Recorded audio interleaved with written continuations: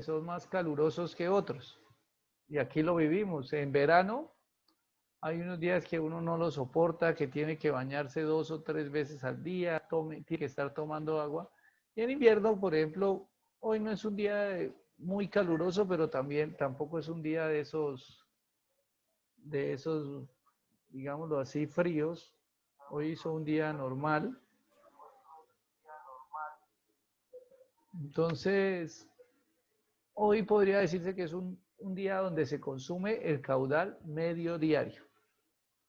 El 25 de marzo, cuando estamos por allá en pleno época de verano, en los días más calurosos, ese día se va a consumir más agua y ese día va a ser el día del caudal máximo diario.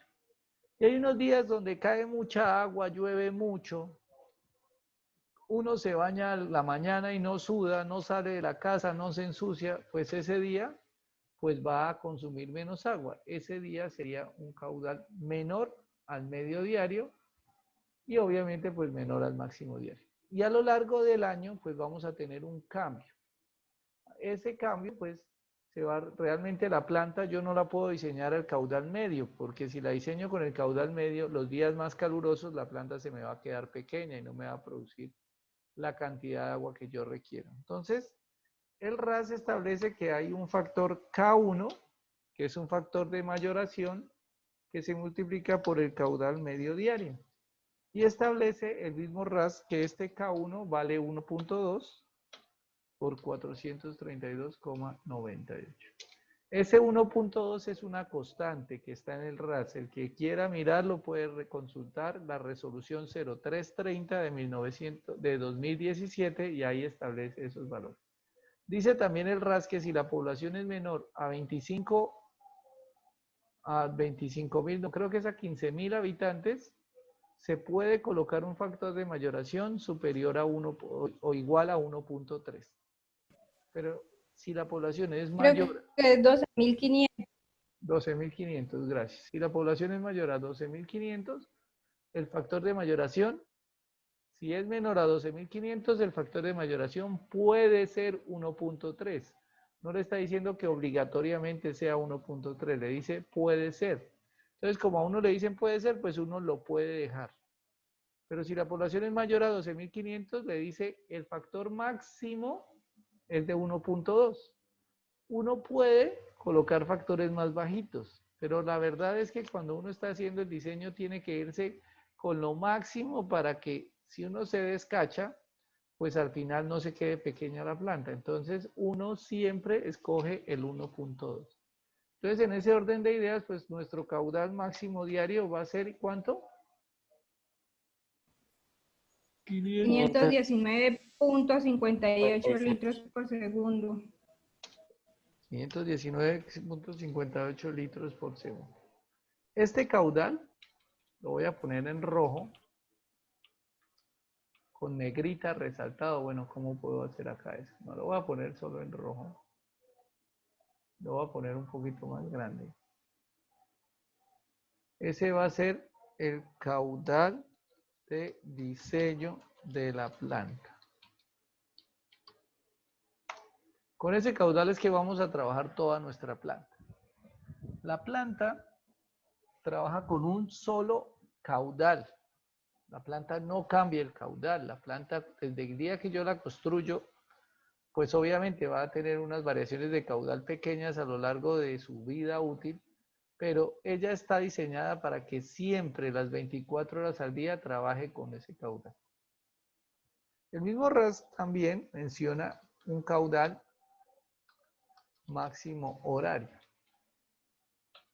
Yo lo voy a representar aquí con la QMH. Y es igual a un K2 por el caudal máximo diario. Y esto es, el RAS también lo dice, que es 1.5 veces el caudal máximo diario, 519,58 litros sobre segundo. ¿Y esto en cuánto me va a dar? 779.37. 739. Profe, qué pena, no entendí. 779. 77. ¿Qué no entendió? Cuénteme. Profe, espera, es que me perdí acá. En el caudal máximo horario es el 12 por AMD, ¿qué es? No, K2, perdón. K2 y no es AMD, gracias. Es QMD. Máximo, caudal máximo diario. Gracias. Inges 779.37. 779,37. ¿Así? Sí. Bueno, y este caudal máximo horario es el caudal con el que se diseña la red de distribución.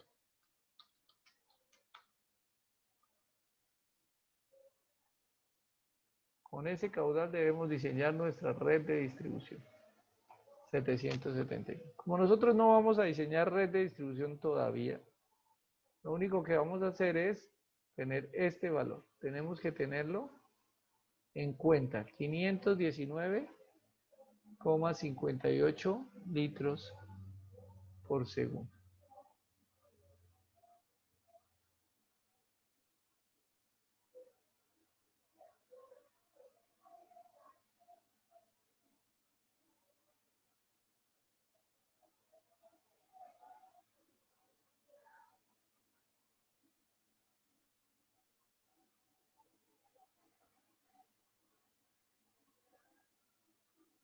Bueno, ¿preguntas hasta acá?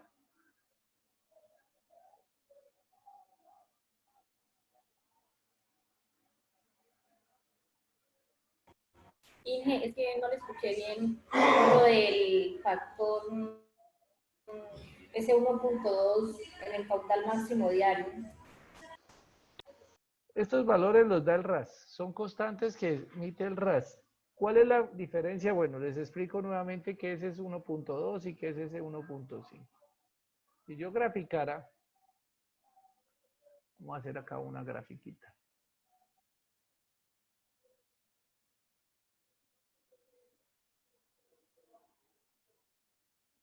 Si yo graficara, por ejemplo,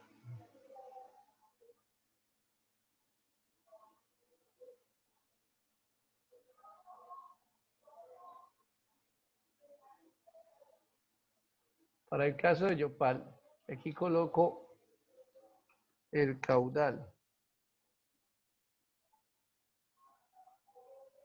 Y aquí coloco el mes.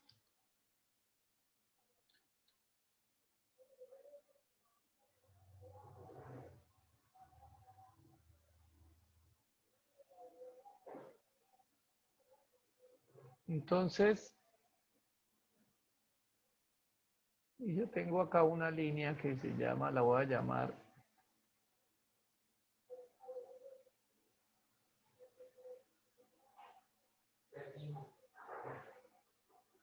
caudal medio diario. Y aquí pues sabemos que el mes va a ser, por ejemplo, acá va a ser enero. No voy a dibujar todos los meses, pero vamos a dibujar acá enero. Por acá en la mitad está junio. Por acá vamos a tener a diciembre.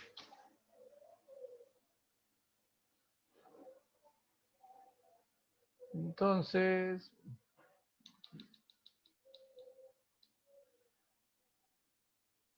¿cómo va a ser el caudal que consume el municipio?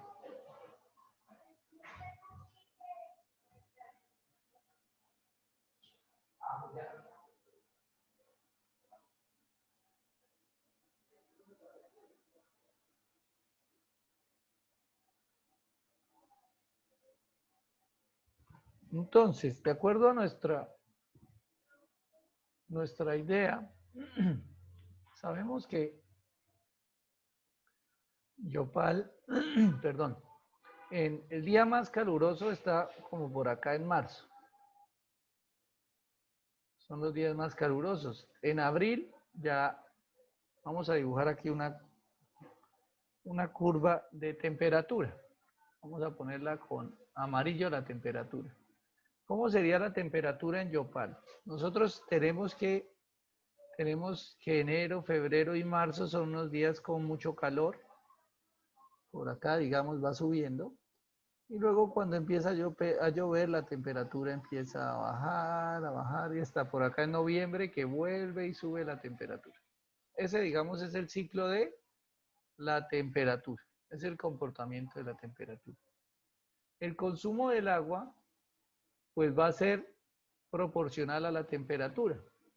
En la medida que tengo la mayor temperatura, pues voy a consumir la mayor cantidad de agua. Cuando baja la temperatura, pues voy a consumir menos agua y cuando sube la temperatura voy a consumir más agua.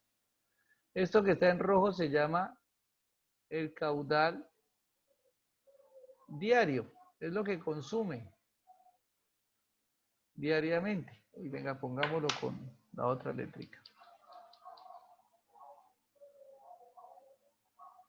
Caudal diario.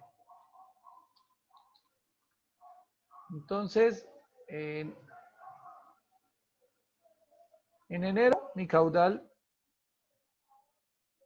puede ser, por ejemplo, el caudal medio diario me dio de 432. Pero en enero, pues es un poco mayor, 480. Vamos a poner ese 432 acá. Acá, 432. Es el medio. Pero en los días más calurosos, pues el caudal, el pueblo consume más agua. En este día que es el más caluroso, pues va a consumir más agua. ¿Cuánto va a consumir? Los 519. Porque es el día donde la gente necesita tomar más agua, necesita lavar más la ropa, se bañan 2 o 3 veces, ese día más. Y por acá va a haber un día pues, que consume menos. Vamos a ponerle aquí un 380. En promedio,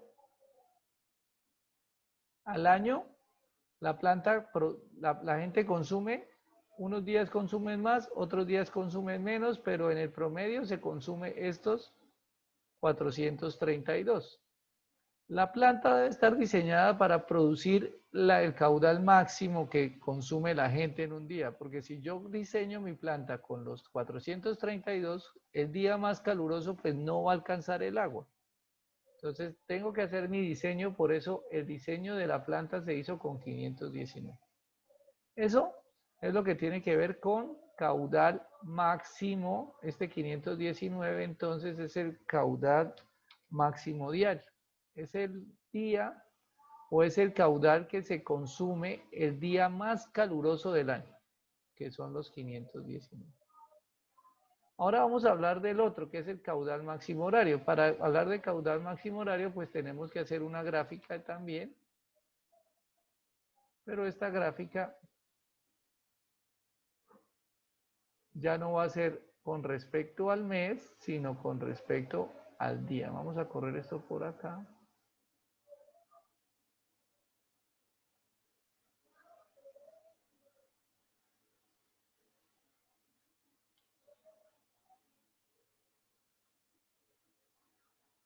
Y nuevamente pues vamos a tener un eje acá.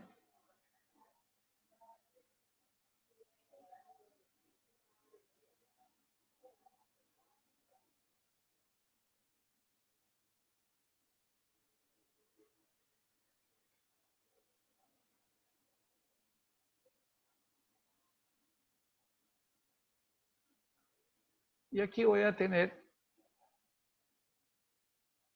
mi caudal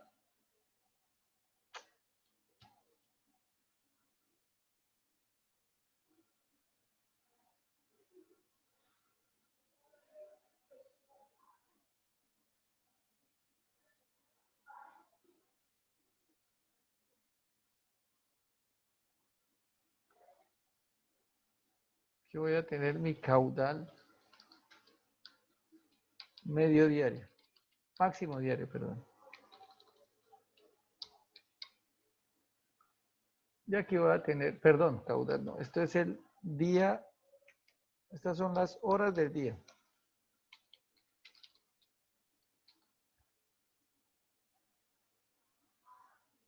Y aquí, caudal máximo diario.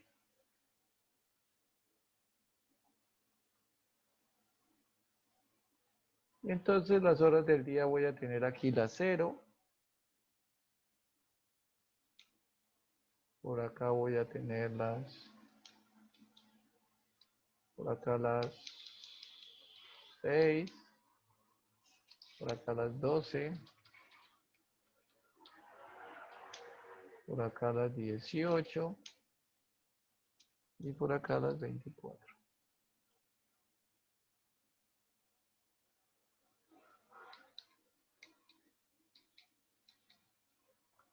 Listo. Tengo ya mi caudal mis horas del día.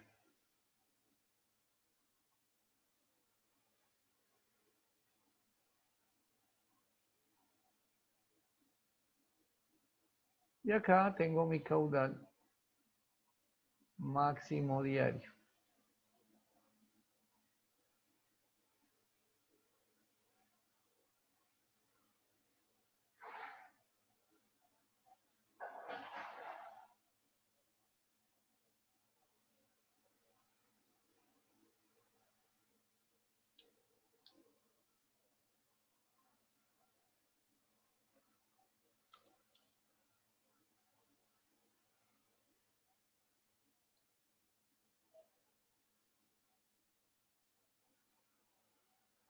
Que tiene un valor de 500, ¿qué? 519. Eso es lo que produce la planta, 519 todo el día. Pero ¿qué pasa con la gente? ¿Cómo es el consumo de agua de la gente?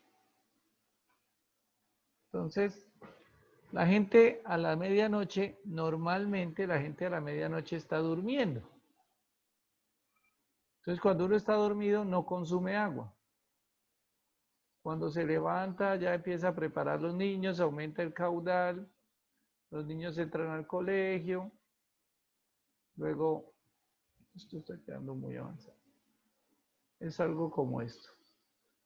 Entran al colegio, luego llega uno a la casa, terminan de hacer aseo, luego pues hacen el almuerzo, están almorzando y luego pues ya se acaban las actividades de la casa, la gente se va yendo a la casa y se va a dormir y pum, llega este. Ese es el comportamiento del caudal a lo largo del día. Hay una hora que se consume el mayor caudal. Esa es la hora que se consume el caudal máximo horario, que para nosotros es de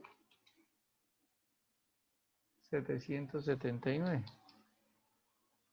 En esa hora es cuando todo el mundo se está duchando, se acaba de levantar, va al sanitario, se ducha, está preparando desayuno. Bueno, esa es la hora de mayor consumo. Ese caudal máximo horario, dice el RAS, que puede ser hasta 1.5 veces este caudal, 519. Obviamente, porque es que aquí en Colombia, o normalmente, no solo en Colombia, en todo el mundo, la gente toda se levanta casi a la misma hora para consumir agua. Y casi todos nos acostamos a la misma hora. Ahora con la pandemia es peor. Ese caudal es casi, podría decirse que es mayor, porque en la noche todo el mundo está durmiendo. Aquí en Yopal el toque de queda empieza a las 9 y a las 9 todo el mundo tiene que estar guardado. Entonces ya no hay consumo, ya no hay casi gente por fuera. Y todo el mundo se acuesta máximo a las 10 y se quedan durmiendo hasta las 5 o 6 de la mañana. Ya no madruga uno como antes. Antiguamente uno tenía que madrugar a las 4, a las 5 porque entraban los pelados a las 6 al colegio. Ahorita ya no. Ya como las clases son virtuales, los pelados entran más tarde al colegio, ya no tienen que llevarlos al colegio. Entonces ya la gente está consumiendo el caudal en un intervalo de tiempo más corto. Pero esta es la forma típica de la curva. La gente se levanta y cuando se levanta existe el mayor consumo y en las horas de la noche existe el menor consumo. Y lo que dijo el RAS es, teniendo en cuenta eso, pues vamos a considerar que hay un caudal máximo horario. ¿Y ese caudal máximo horario para qué se utiliza? Pues no se va a utilizar para la planta porque la planta no necesita producir toda esa cantidad de agua porque Pues hay una estructura en la planta que se llama el tanque de almacenamiento que me va a poder compensar esa variación del caudal a lo largo del día, pero no me va a poder compensar la variación de caudal a lo largo del año. Por eso sí diseño la planta con el caudal máximo diario, porque si la diseñara con el caudal medio diario, no puedo tener en la planta un almacenamiento de 3 meses o de 4 meses. Eso es muy difícil, pero a lo largo del día sí puedo tener un almacenamiento. Entonces, ¿qué dice el RAS? Diseñe la planta con el caudal máximo diario, pero las redes de distribución sí diseñela con el máximo horario. ¿Por qué? Porque cuando la gente se levanta a hacer el consumo de agua, pues la tubería debe estar en capacidad de darle toda esa agua. ¿De dónde va a salir esa agua si la planta no la produce? Pues de un tanque de almacenamiento que está en capacidad de tener ese excedente de agua que la planta no produce. Pero la tubería debe estar diseñada y capacitada para sacar esos 780 litros por segundo. Porque si la tubería no está capacitada, pues ¿qué es lo que va a pasar? Que la red se va a quedar sin agua porque la gente está pidiendo agua y no hay cómo les llegue. Entonces, este valor es el valor para el diseño de las redes. Los que vieron ya por allá acueductos y alcantarillado, pues son los que deben pensar cómo que este valor es el que se va a usar por allá. El valor de el caudal máximo horario. ¿Alguna pregunta hasta acá o quedó claro ya el tema a la persona que preguntó?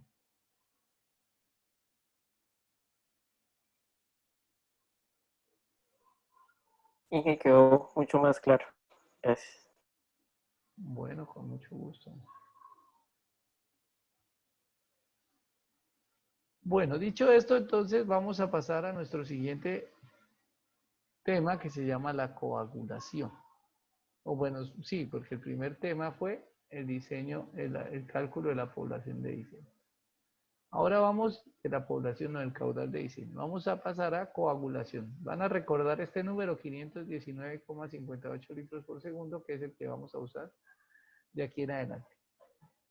Pero para hablar de coagulación, pues primero debemos saber de la teoría de coagulación.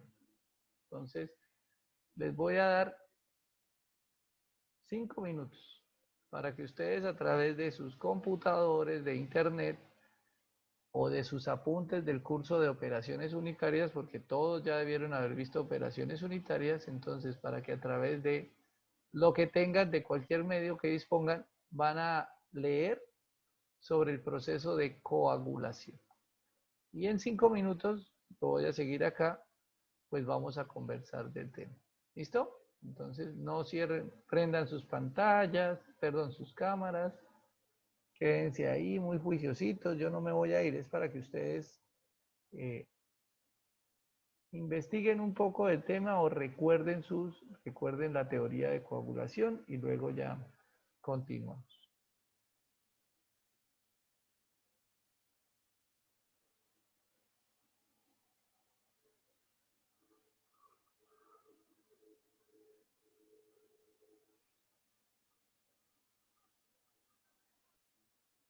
Entonces, las partículas coloidales son unas partículas que están cargadas negativamente. Esa es una de sus propiedades. Y la otra propiedad es que son muy pequeñas. Su tamaño es del orden de micrómetros. Entonces, ¿qué pasa con estas partículas coloidales al tener un tamaño de micrómetros? Todas las partículas se van a tratar de sedimentar porque tienen un tamaño. Cuando estamos hablando de que esto es en una masa de agua, obviamente, ¿no? Estamos acá, esto es en agua. ¿De dónde salen las partículas coloidales?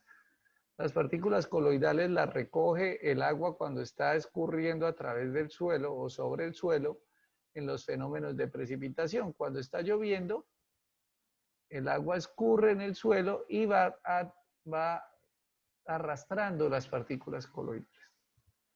Las partículas coloidales cuando están en el agua, pues ellas se tratan de sedimentar. Pero como tienen un tamaño de partícula tan pequeño y como están cargadas negativamente, cuando ellas se tratan de unir, porque para poderse sedimentar es que tienen que irse para el fondo del tanque que las contiene, pues cuando ellas se tratan de unir, como tienen la misma carga, pues eso hace que una coja para un lado y la otra coja para el otro. Entonces se repelen. Y al repelerse, pues no hay ninguna opción de que esas partículas se logren sedimentar o lo logren ir al fondo de un tanque de almacenamiento. Entonces, o de un río. A diferencia, por ejemplo, de una arena, nosotros vemos que el río Cravosur cuando llueve trae un montonón de arena y después de que baja la creciente o después de que el río baja su velocidad, pues la arena se va para el fondo. ¿Por qué? Porque la arena es una partícula que se puede sedimentar por su tamaño y otras cosas. Pero a pesar de que dejemos nosotros el agua del río Cravosur quietecita, pues la tenemos en una botella y la dejamos ahí por un mes o por 2 meses, el agua va a seguir siendo amarilla. ¿Por qué? Porque estas partículas coloidales no se van a sedimentar por esa característica que tienen, es que tienen la misma carga. Entonces, pues nosotros necesitamos remover estas partículas coloidales porque son las partículas que pueden tener en su interior, pueden tener los microorganismos. Y los microorganismos son los que generan enfermedades. Entonces, por eso necesitamos retirar esas partículas coloidales. ¿Y cómo las voy a retirar? Pues simplemente aplicándole un coagulante. Y la propiedad de los coagulantes es que están cargados positivamente. Entonces, cuando yo le aplico un coagulante a la partícula coloidal que está cargado positivamente, pues lo que hago es que neutralizo las cargas de la partícula coloidal. Y cuando ya están neutralizadas, cuando ellas se van a unir nuevamente, pues ahora sí va a funcionar, porque ya no están cargadas negativamente, sino ya están neutras. Es más, este coagulante son unas partículas poliméricas que generan unos pelos, llamémoslo así. Estos pelos son partes de ese polímero. Cuando estos pelos llegan y se intercruzan, pues ¿qué va a pasar? Pues que esta partícula coloidal, que antiguamente no se iba a sedimentar, si se dan cuenta ahora cómo quedó, quedó como una gran bola de partículas coloidales enredadas unas con otras con un coagulante que lo obliga a que en el momento en que tenga la posibilidad de sedimentarse, pues ella ahora sí se va a sedimentar. Entonces la voy a poder retirar del agua, la voy a poder remover. Y eso es lo que implican los 3 primeros procesos de tratamiento de agua: la coagulación, luego sigue la floculación y luego sigue la sedimentación. Esos son los 3 procesos iniciales. 1, la coagulación, que es cuando neutralizo las cargas. La floculación es cuando hago que esas partículas se enreden unas con otras y cojan más tamaño. Y la sedimentación es cuando las obligo a que se vayan al fondo de mi tanque de sedimentación. Teniendo esto claro, pues vamos a ver en este curso, no voy a hablar de coagulación porque ya ustedes lo saben, eso es parte de su clase de operaciones unitarias. Aquí vamos a hacer el diseño de la unidad de sedimentación. Vamos a borrar esto.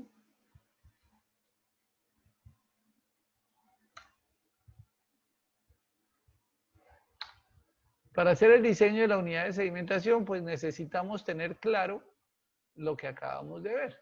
Entonces, tenemos unas partículas coloidales. Para eso tenemos que aplicar un coagulante, eso se llama coagulación.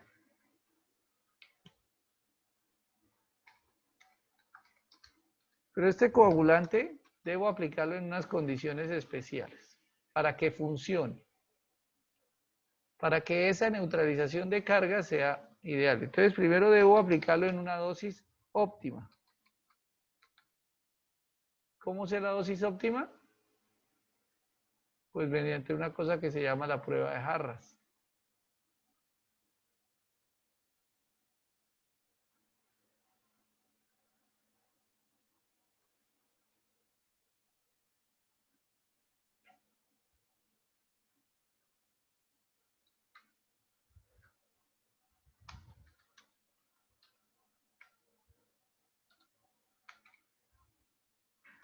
Entonces la dosis óptima mediante prueba de jarras.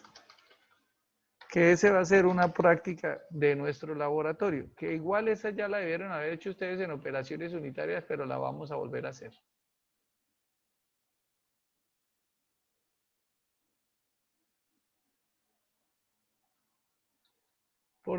Como segunda restricción tenemos es el tiempo de la reacción.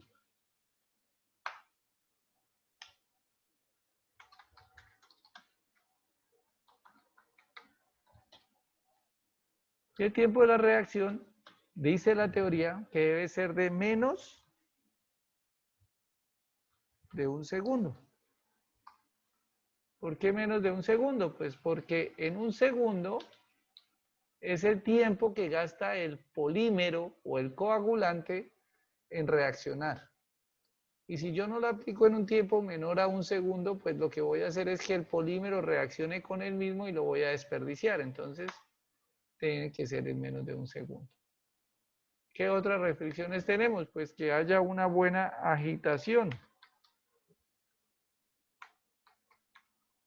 Pues por lo mismo que acabo de mencionar, esta agitación se requiere que sea buena, uno, para que el coagulante reaccione, para que el coagulante se mezcle con la masa de agua y reaccione muy rápidamente. Entonces, tenemos que tener una buena agitación. Y creo que no es más. Entonces, esas son las condiciones de diseño que debemos tener en una unidad de coagulación. Entonces, teniendo claro la coagulación, pues existen diferentes estructuras que me pueden permitir eso. La estructura más común que existe se llama canaleta Parcher. La canaleta Parcher fue una estructura que desarrolló un profesor por allá en el año de 1920, 1930. Y es una estructura que era un profesor de hidráulica, ni siquiera un profesor de ingeniería ambiental.